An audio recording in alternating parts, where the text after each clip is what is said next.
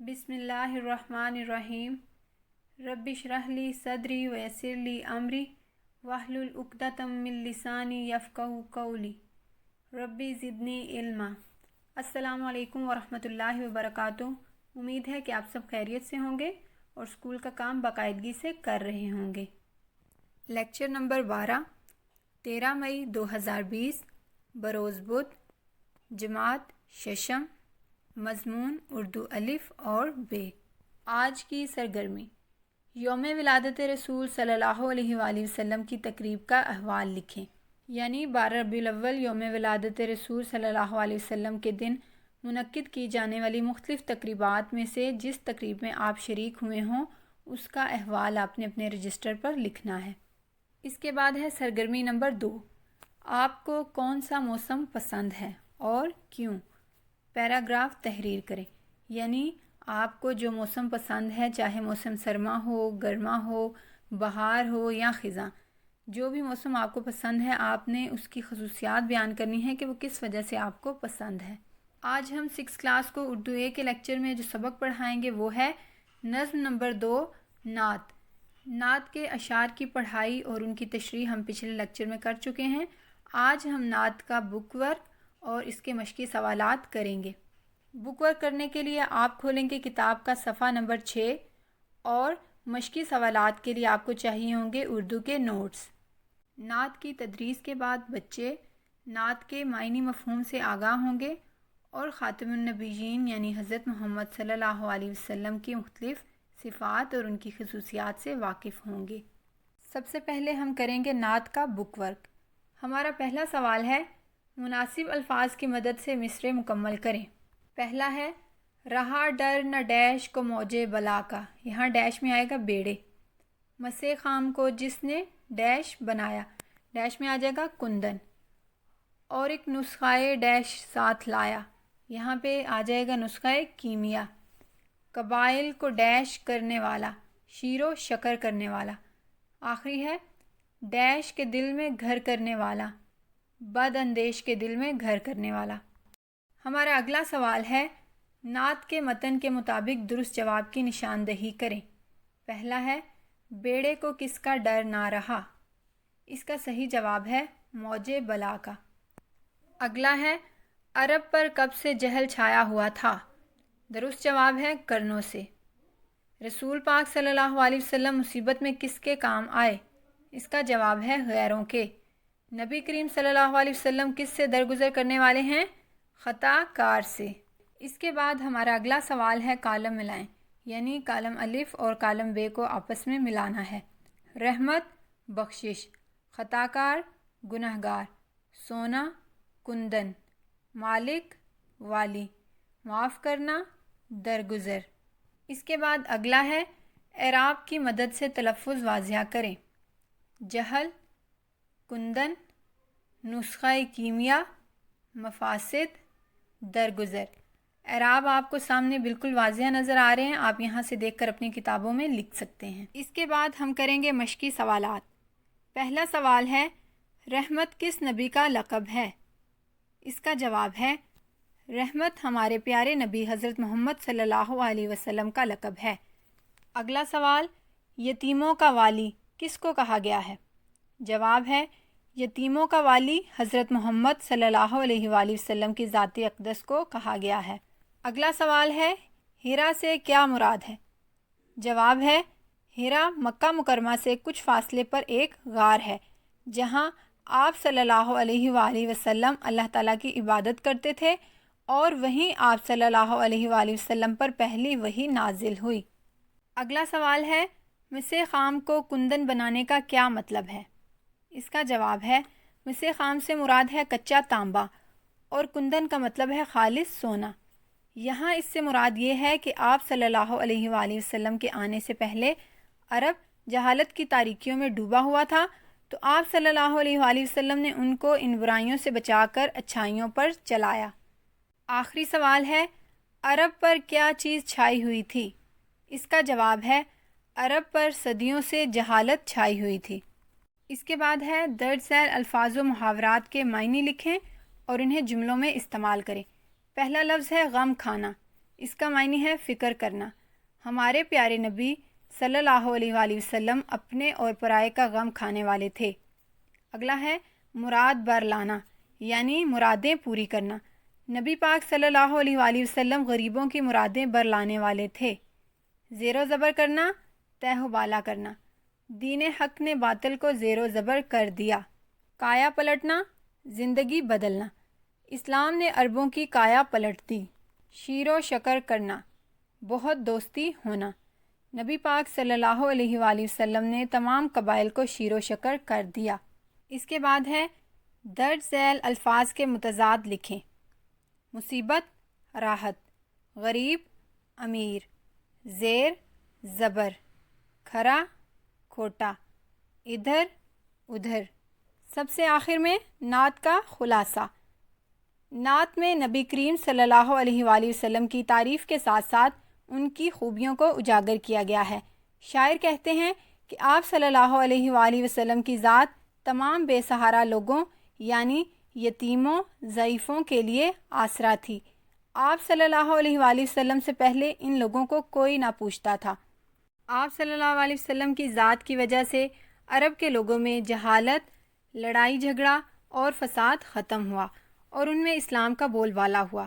آپ صلی اللہ علیہ وآلہ وسلم نے عرب کے لوگوں کے لیے قرآن جیسا عظیم تحفہ پیش کیا جس نے ان کی زندگیوں کو بدل ڈالا۔ امید ہے کہ آپ لوگوں کو نعت کا تمام بک ورک اور مشقی سوالات بہت اچھے طریقے سے سمجھ آ گئے ہوں گے۔ لیکچر نمبر 12، حصہ دوم، اردو گرامر۔ آج کے لیکچر میں ہم 6 کلاس کو اردو گرامر کے جو عنوانات کروائیں گے ان میں شامل ہیں مضمون، ہمارے پیغمبر صلی اللہ علیہ وآلہ وسلم اور قائد اعظم محمد علی جناح رحمہ اللہ علیہ۔ مضمون نگاری ایک فن ہے۔ یہ دنیا کے کسی بھی موضوع یا مسئلے پر قلم بند کیا جا سکتا ہے۔ مضامین کی تدریس کے بعد بچے مضمون لکھنے کے طریقہ کار اور اس کی خصوصیات سے واقف ہوں گے اور کسی بھی موضوع پر اپنے خیالات کے تحریری اظہار کے قابل ہو جائیں گے۔ اب ہم شروع کرتے ہیں اپنا پہلا مضمون، ہمارے پیغمبر صلی اللہ علیہ وآلہ وسلم۔ اس کے لیے آپ کھولیں گے گرامر کی کتاب کا صفحہ نمبر 104۔ ہمارے پیارے نبی حضرت محمد صلی اللہ علیہ وآلہ وسلم عرب کے مشہور شہر مکہ میں 571 عیسوی میں پیدا ہوئے۔ آپ صلی اللہ علیہ وسلم کا سلسلہ نسب حضرت اسماعیل علیہ السلام تک پہنچتا ہے۔ آپ صلی اللہ علیہ وسلم کا تعلق عرب کے مشہور معزز قبیلہ قریش سے تھا۔ آپ صلی اللہ علیہ وآلہ وسلم کے والد محترم کا نام عبداللہ تھا، جو آپ صلی اللہ علیہ وسلم کی پیدائش سے چند ماہ قبل انتقال فرما چکے تھے۔ جب آپ صلی اللہ علیہ وسلم 6 سال کے ہوئے تو آپ صلی اللہ علیہ وآلہ وسلم کی والدہ محترمہ بی بی آمنہ بھی انتقال فرما گئیں۔ پھر آپ صلی اللہ علیہ وسلم کے دادا اور ان کے بعد چچا نے آپ صلی اللہ علیہ وسلم کی پرورش کی۔ آپ صلی اللہ علیہ وآلہ وسلم بچپن ہی سے ملنسار اور ہنس مکھ تھے۔ بچوں سے مل کر بہت خوش ہوتے تھے۔ بڑوں کی عزت اور چھوٹوں سے محبت آپ صلی اللہ علیہ وآلہ وسلم کی عادت تھی۔ کمزوروں، بیماروں اور بوڑھوں کی مدد کرتے تھے۔ وعدے کے پکے اور معاملے کے بہت کھرے تھے۔ جب آپ صلی اللہ علیہ وآلہ وسلم جوان ہوئے تو تجارت کا پیشہ اختیار کیا۔ آپ صلی اللہ علیہ وآلہ وسلم کی امانت اور دیانت کا چرچا سارے ملک میں تھا، اور جب مکہ معظمہ کی مشہور دولت مند بیوہ خاتون خدیجہ رضی اللہ تعالیٰ عنہا نے آپ صلی اللہ علیہ وآلہ وسلم کے متعلق سنا تو اپنا مال آپ صلی اللہ علیہ وآلہ وسلم کے سپرد کر کے کہا کہ میری طرف سے تجارت کیجیے اور اپنا حصہ لیجیے۔ پھر آپ صلی اللہ علیہ وآلہ وسلم کے عمدہ اخلاق کو دیکھتے ہوئے حضرت خدیجہ رضی اللہ تعالیٰ عنہا نے آپ صلی اللہ علیہ وآلہ وسلم سے نکاح کر لیا۔ اس وقت ہمارے پیارے نبی حضرت محمد صلی اللہ علیہ وسلم کی عمر 25 برس تھی۔ عرب کے لوگ سچے دین سے بہت دور تھے۔ وہ خدا کے بجائے پتھر کے بتوں کی پوجا کرتے تھے۔ معمولی بات پر جھگڑتے تو مار دھاڑ تک بات جا پہنچتی اور پھر یہ لڑائی برسوں تک چلتی۔ جھوٹ، دغا، فریب اور لوٹ مار عام تھی۔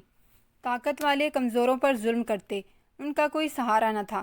حضور صلی اللہ علیہ وآلہ وسلم یہ سب باتیں دیکھتے تو آپ صلی اللہ علیہ وآلہ وسلم کو بہت تکلیف ہوتی۔ آپ صلی اللہ علیہ وآلہ وسلم لوگوں کو ان بری باتوں سے بچانے کی تدابیر سوچتے اور ایک غار میں جا کر اللہ تعالیٰ سے قوم کے لیے دعا کرتے۔ آخر اللہ تعالیٰ نے آپ صلی اللہ علیہ وآلہ وسلم کو پیغمبری عطا فرمائی۔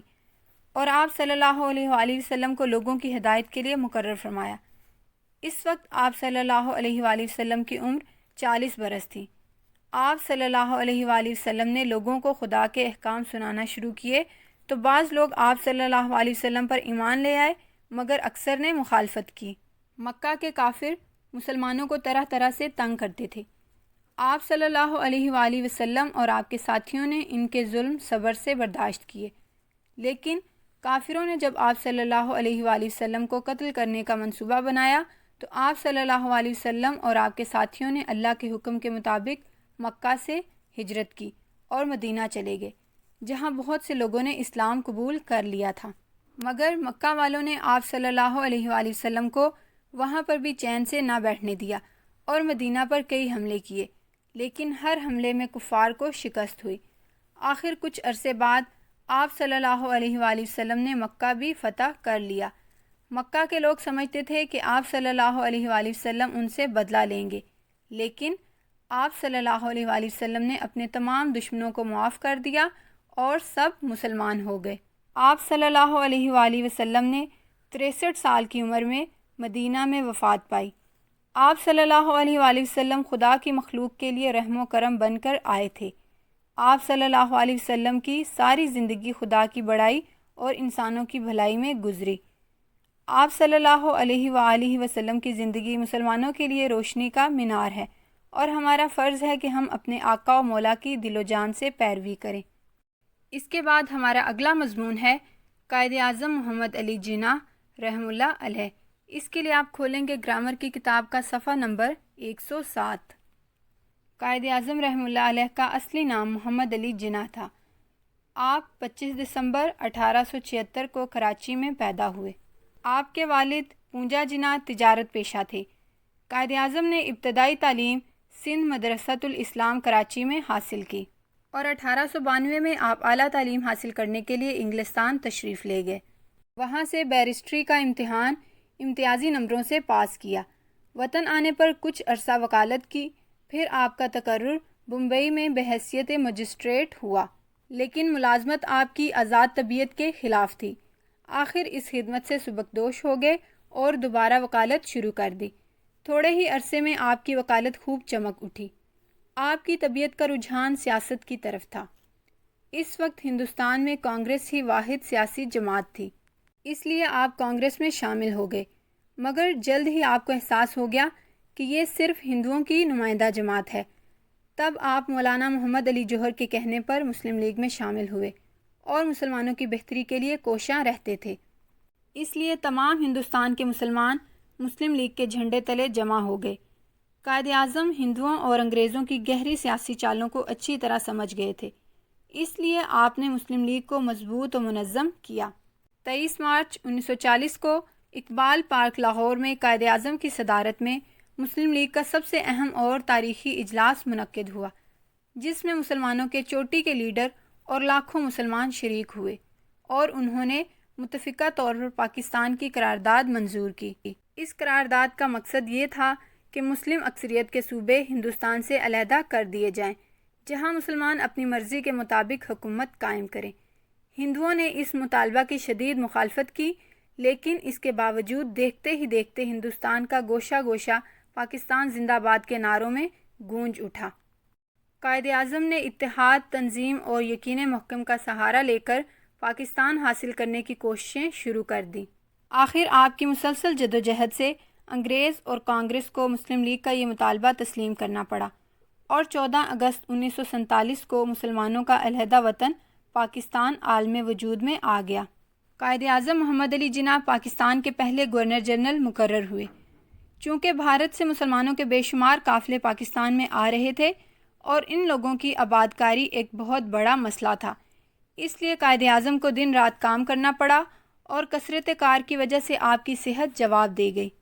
ڈاکٹروں کے مشورہ سے آپ صحت کی بحالی کے لیے کوئٹہ تشریف لے گئے، لیکن وہاں بھی بیماری کی شدت کم نہ ہوئی۔ چنانچہ اسی حالت میں آپ کو کراچی لایا گیا، اور 11 ستمبر 1948 کو آپ نے کراچی میں وفات پائی۔ قائد اعظم رحمہ اللہ علیہ گو آج ہم میں موجود نہیں ہیں، لیکن ان کی یاد ہمیشہ ہمارے دلوں میں باقی رہے گی۔ اور آخر میں آج کی ڈائری۔ نظم نعت کا بک ورک اور مکمل مشق یاد کرنی اور لکھنی ہے، اور گرامر کے مضامین ہمارے پیغمبر صلی اللہ علیہ وآلہ وسلم اور قائد اعظم محمد علی جناح یاد کرنا اور لکھنا ہے۔ تمام کام آپ نے کیلیگرافی رائٹنگ میں کرنا ہے، اور لکھنے کے دوران انکریز اور وائٹنر کا استعمال بالکل نہیں کرنا۔ کام بہت صاف اور خوش خط لکھنا ہے۔ آخر میں دعا کے ساتھ اپنے لیکچر کا اختتام کروں گی۔ سبحانک اللہم و بحمدک، اشہد ان لا الہ الا انت، استغفرک و اتوب الیک۔ اپنا اور اپنے گھر والوں کا بہت خیال رکھیں۔ اللہ حافظ۔